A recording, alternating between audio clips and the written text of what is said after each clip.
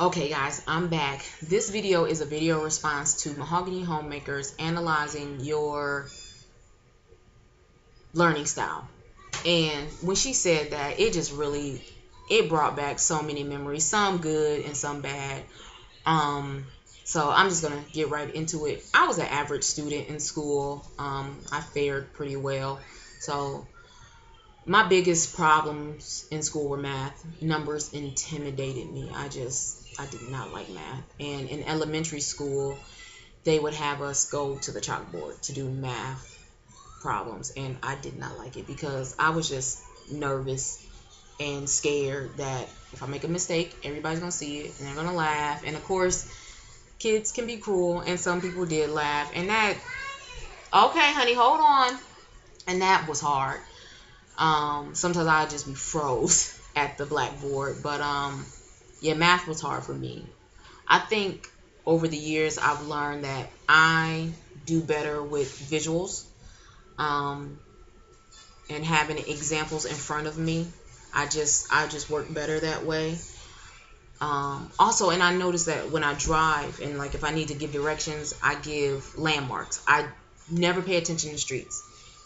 And I do need to try to do better with that, but I'm more of a visual person. I can tell you, okay, if you're like sometimes I can know main streets, but again, I'm more of a landmark person. I can tell you probably a main street, but then I'll give you a list of landmarks to look for.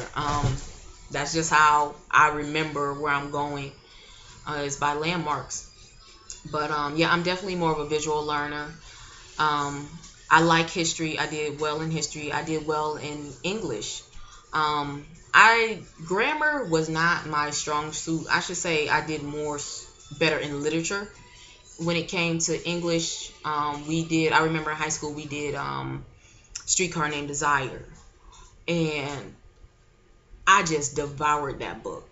I enjoyed it so much, and the English teacher we had, a lot of people didn't like her in high school, but I liked her.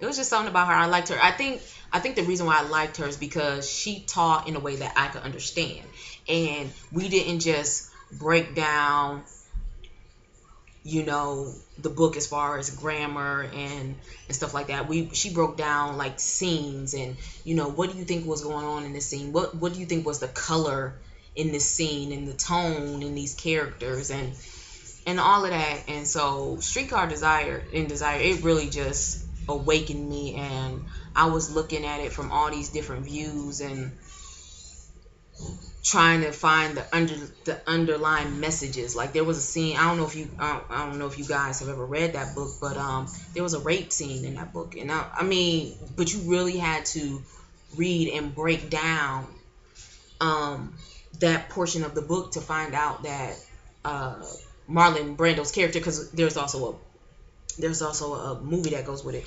Marlon Brando played the character of Stan, but the character Stan, he ended up raping Blanche, and he was also an abusive husband. And you have to read it and listen to the voice of the characters and get the scene of the background and all of that to figure out that stuff was going on.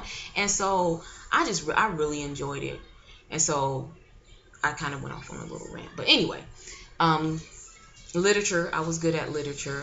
Like I said, math was not one of my strong suits. Even when I got in high school, I still struggled in math. One of the requirements for us to graduate was we had to pass all the OPT testing to graduate. So it didn't matter if you had all your credits. If you didn't pass all portions of the OPT, you couldn't graduate. And so that stressed me out.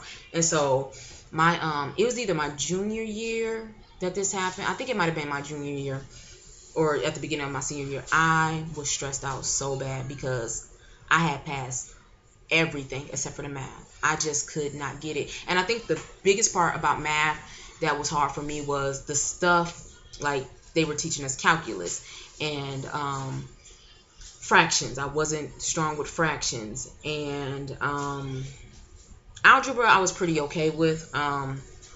Basic algebra I was pretty okay with. but calculus and that more advanced math, that stuff was hard for me, because in my mind I'm thinking, this is stupid. I'm not going to use it in everyday life. And I felt like it was a waste of time. And I think that's the part that really made me mad. I'm like, why am I learning this if I'm not going to use it in everyday math? I feel like you're wasting my time. You're wasting a lot of our time. Teach us the math that we need to know. You know, if I'm not going to college to become a mathematician or a scientist or, you know, some type of career where I need that type of math, why are we even doing this in high school? You know, I just felt like it was such a waste of time. And I could not grasp it. And I think I couldn't grasp it because I felt I'm not going to need this. But I had such a hard time passing that proficiency test. And so my mom, I was having anxiety. I was having panic attacks. And so my mom was like, okay, this is not good. And so we talked with my counselor, and they was like, well, there are exemptions. And we found out I could get exempted if I saw a psychiatrist and all of this stuff. And they basically basically came to the conclusion that I had a learning disability in math. And so because of that, they tested me differently, and I was able to be exempt from the OPT math portion. And I'm not gonna lie, it did kind of send a blow to my self-esteem, because I'm thinking, man, I'm dumb. You know, I'm dumb in this area of math. And I was just like, I didn't tell anybody. I think at the time, my boyfriend, which is the father of my kids, he knew. I think I told him and probably some of my closest friends, but that wasn't something I was walking around school, you know, sharing. But it really did take a hit to my self-confidence, and it took a while to build that back up as far as math is concerned.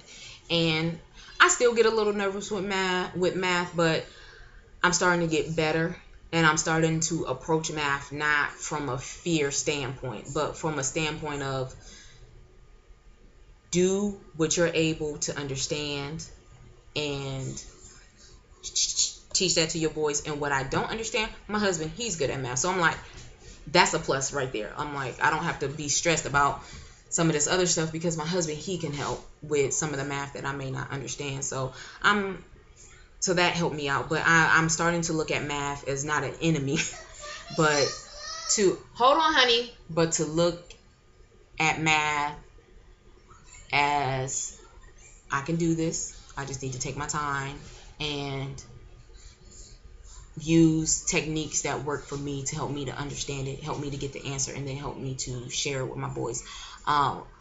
When I was in college, I had to take this math course, and this teacher, the professor, I did not like him. I had to withdraw from his class because the way he taught did not work for me. I can't remember exactly what he was teaching, but I do remember he wanted us to have 15 steps to get to the answer. And I was at my house, and I'm doing my homework, and I'm getting the answer, but I was getting it in 5 steps, within 5 and 10 steps. And it was making sense to me. So I go back to my class, I turn the paper into my professor, and at the end of class, he calls me up, and he was like, I can't accept this. And I said, well, why can't you? He said, because you didn't do it in the steps that I did. He was like, you need to have this whole process done in 15 steps. And I told him, I said, I can't get it done in 15 steps. I said, I'm able to get the answer in 5. I said, I don't know why, but the way I was doing it, I was able to get it in 5 steps, and I even checked it, and it checked out to be correct. I'm like, I just can't do it in 15. And so he would not take my paper. He said, I can't grade it because you're not doing it the way I teach it. And then I just said, well, you know what? In the nicest way possible, I said, I think the way you teach is not effective for me. And he couldn't respond back. I'm like, we're just going to keep butting heads, because I'm not giving you 15 steps. I can't. I tried, and I'm not able to get past 5 or 10. And I said, you should be thankful, and you should be happy that I'm able to get the answer within 5 to 10 steps. And I just didn't understand why he wanted 15. I mean, I guess that's the way the manual wanted it. They wanted you to get him 15, but I just couldn't. And so I had to withdraw from him because I said, we're going to have problems. We're going to have problems because the way he taught, he was just unbendable. And I didn't like that. And that's one thing I'm learning with homeschool is to be flexible. And I like that because if we don't get it one way, we can try another way. And at the end of the day, as long as my boys are learning and I can teach them effectively and that I understand the information, that's all that matters to me and my husband, is that they're getting the best education that we can give them. They understand what we're giving them. They can no, honey. Go over there. They can understand what we're giving them, and they can also hold on, honey. They can also well, more so with my little guy, he can also what is the word I'm trying to use? Show me. He can show me that he grasped the concept of what I'm teaching him by redoing the problem or writing, learning how to spell, and he can spell by himself and he can start reading by himself. That's how, I'll know that he's learning. He's grasping the concept of these things that I'm teaching him. So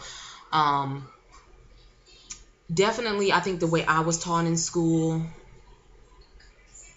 because they didn't do too much hands-on and visual when I was there, I definitely do that more with my boys. And I've learned with my 3-year-old, he likes to be hands-on. He likes things where he can manipulate and this, that, and the other. And that's why I try to find toys and activities that are kind of interest-led for him.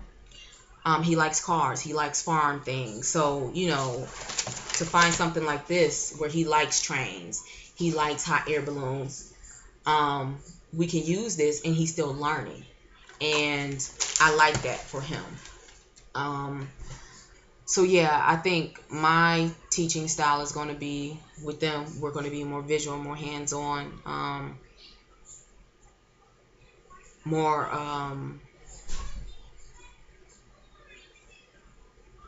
auditory. I can do well with listening to instructions and also deciphering those instructions. And I kind of do that with my little guy now, and he does pretty okay. So we'll continue to do that. But yeah, it's going to be a lot of visual, a lot of hands-on type of learning, and we're going to be flexible. I'm not going to be, well, you're not getting it this way. We need to adjust, and I need to look at how he is getting it, and I need to adapt. So yeah, so that's my video response to Mayhogany Homemakers. Analyze your teaching style. So I hope you guys enjoyed this video. I'm sorry, I'm kind of tired now because I just did all these videos all in one day, and that's really a lot to do. But anyway, so I'll see you guys next time. Bye.